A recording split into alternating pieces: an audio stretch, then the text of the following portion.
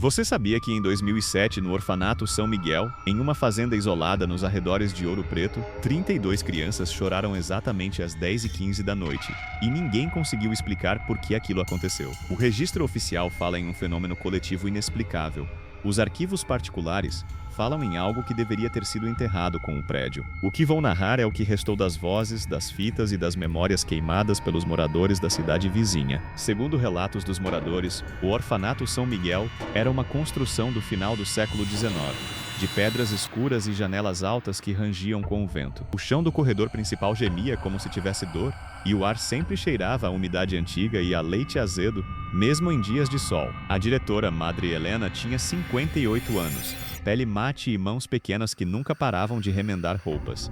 Havia 2 cuidadores: José, 42 anos, sempre com o casaco encharcado pela chuva, e Marília, 27 anos, voluntária que chegara do interior para aprender a costurar e acabou ficando para cuidar das crianças. Entre os pequenos, havia quem tivesse 8 anos, quem tivesse 7, quem tivesse 2, nomes riscados nos registros, fotos amareladas pregadas no arquivo com fita colada. De acordo com registros da época, o orfanato atendia crianças órfãs e abandonadas desde 1923 e era conhecido na região por sua disciplina rígida e por noites longas em que o peão antigo tocava uma música sem som, um rosnado de engrenagens que se misturava ao silêncio. A motivação dos que vinham até lá sempre foi simples.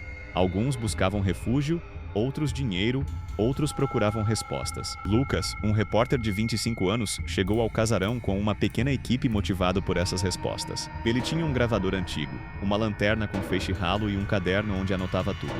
Ana, pesquisadora de folclore com 31 anos, veio com cópias de jornais e orelhas atentas a qualquer sinal de padrão. Eles foram recebidos com olhares não só desconfiados, mas cansados dos antigos moradores e com uma ordem de Madre Helena dita em tom de advertência: não mexam em certas coisas. O aviso soou mais como uma imploração do que uma regra. No primeiro dia, tudo parecia explicar-se no cotidiano.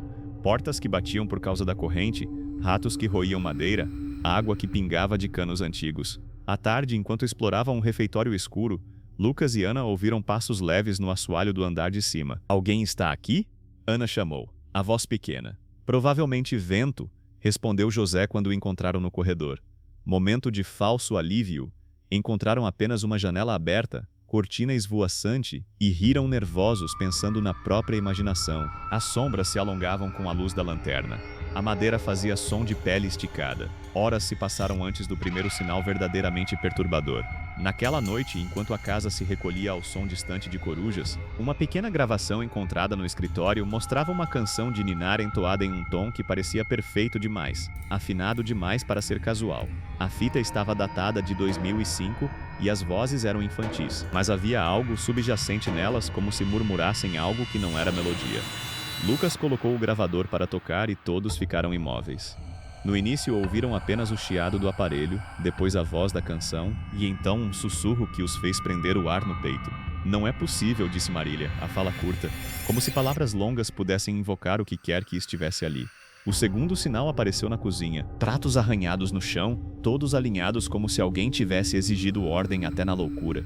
Um calendário de parede marcava uma data antiga com uma mancha escura, e na penumbra do corredor principal perceberam que as portas dos quartos das crianças estavam encostadas, todas com os mesmos riscos de unhas na madeira, marcas que subiam em direção ao batente, sinais de crianças, murmurou José, mas a voz não ocultava o medo.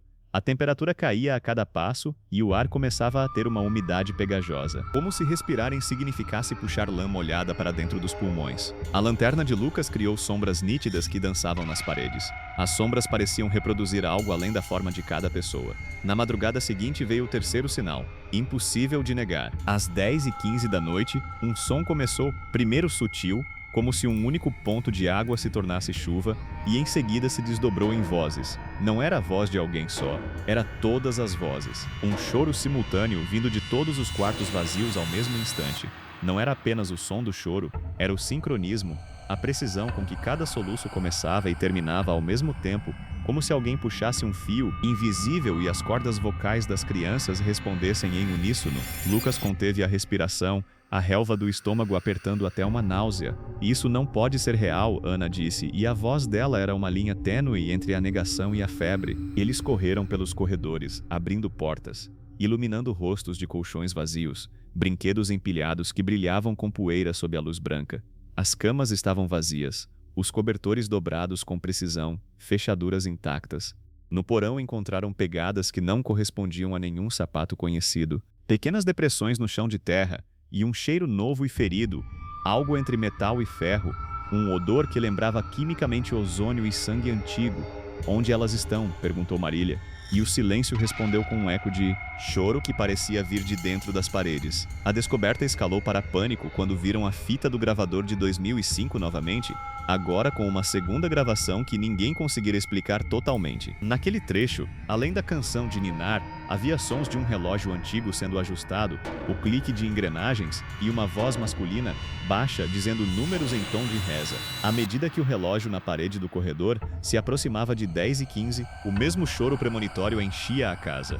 "Fechem as portas", ordenou Madre Helena, a frase saindo seca. Eles trancaram todos os quartos, puseram cadeados, armaram-se de lanças improvisadas, mas nada impediu que o som atravessasse madeira e metal, como se não tivesse barreira. O clímax aconteceu quando a porta da sala de música, que estava sempre trancada, se abriu sozinha com um ranger longo, e uma figura se ergueu no centro da sala à luz fraca da lua que entrava pela vitrine. Não era inteiramente humana, alta demais, com membros que cediam em ângulos errados, e onde o rosto devia estar havia uma superfície que refletia como água parada, mostrando não os rostos dos presentes, mas pequenas imagens de crianças em momentos que pareciam felizes, correndo no pátio, comendo sopa, rezando.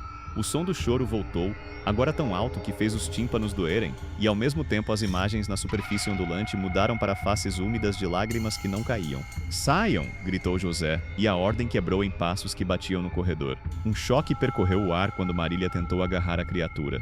A mão atravessou aquela superfície como se fosse neblina, e ela gritou um som sem palavras, antes de sumir em uma tremulação de luz. Um vazio repentino, e depois o silêncio, tão absoluto que todos ouviram o próprio coração batendo como um tambor distante. No dia seguinte, os oficiais locais registraram o que puderam. Relatos, gravações, uma fotografia em que apareciam 12 camas alinhadas, as cortinas mexidas e um relógio antigo parado às 10h15. Alguns documentos falam em cheiros estranhos que permaneceram por semanas.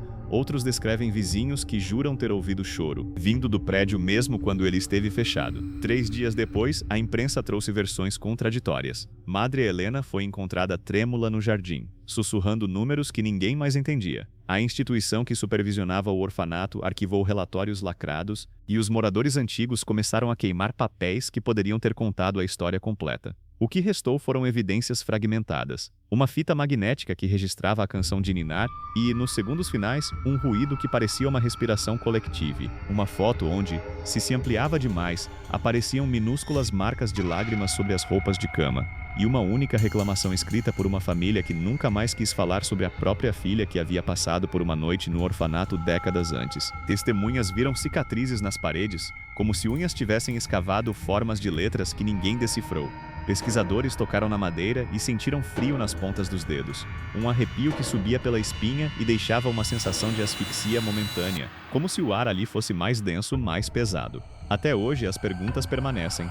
De acordo com antigos diários encontrados no porão, havia um ritual esquecido que envolvia a sincronização das vozes para acordar algo dormindo nas vigas. Mas isso é apenas uma suposição. O que os moradores contam em sussurros é que houve um dia, muito antes de registros formais, quando uma matriarca do local prendeu as memórias das crianças em uma canção e as trancou no relógio da casa. Se isso é verdade, ninguém consegue dizer por que as memórias choram às 10h15. Nem porque alguém ou algo ainda as ouve e responde. As investigações oficiais terminaram com relatórios evasivos e com um orfanato interditado. O prédio ficou vazio por anos, as janelas cobertas por tábuas, o mofo ganhando espaço nas cortinas. Às vezes, quando o vento é certo e a lua cheia reflete nas janelas, moradores afirmam ouvir, lá ao longe, um choro que começa e termina com precisão matemática às 10h15. Há quem diga que o relógio ainda oscila, que a fita original foi destruída, mas cópias circulam entre colecionadores e causam inquietação em quem as escuta. E um detalhe tardio e perturbador veio semanas depois de o lugar ser fechado. Um retrato de grupo, encontrado em um envelope enterrado sob a lareira, mostrava 32 crianças sorrindo. No verso, uma única linha escrita com tinta borrada dizia: "Elas nunca saem juntas". E se algum dia você ouvir, atrás de uma porta trancada, um choro que começa exatamente às 10h15, não pense que é vento. Não abra, não procure a luz. Apenas conte os segundos, sinta o aperto no peito e recue para um lugar onde o som não possa segurar você.